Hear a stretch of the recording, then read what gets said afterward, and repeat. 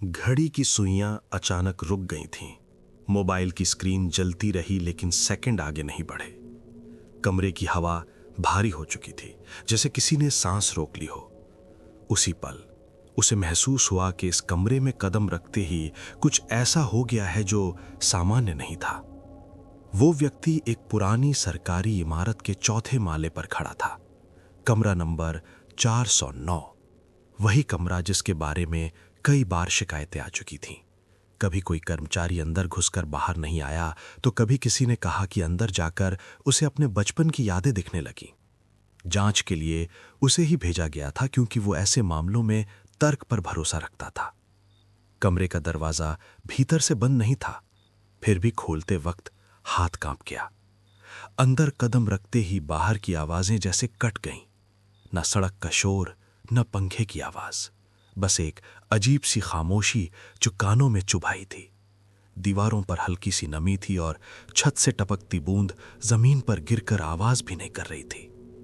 करीब 1 मिनट बाद उसने पीछे देखा। दरवाजा वहीं था, लेकिन बाहर का गलियारा गायब लग रहा था, जैसे किसी धुंध में घुल गया हो। उसी वक्त कमरे के कोने में रखा पुराना आईना हल्का सा धुंधला हुआ। उसमें उसका प्रतिबिंब देर से हिल रहा था, मानो समय उसके लिए अलग गति से चल रहा हो। कुछ महीने पहले इसी कमरे में रहने वाला चौकीदार भी इसी तरह गायब हुआ था। रिकॉर्ड के मुताबिक वो रोज रात यहां अकेला सोता था। आखिरी दिन उसने लिखा था कि कमरे में घुसते ही उसे ऐसा लगता है जैसे घड़ी पीछे चलने लगती है। किसी ने इस बात पर ध्यान नहीं दिया। कमरे के बीचों बीच रखी कुर्सी पर बैठते ही उसे सिर भारी लगने लगा। मोबाइल की बैटरी 1 सेकंड में 10% गिर गई।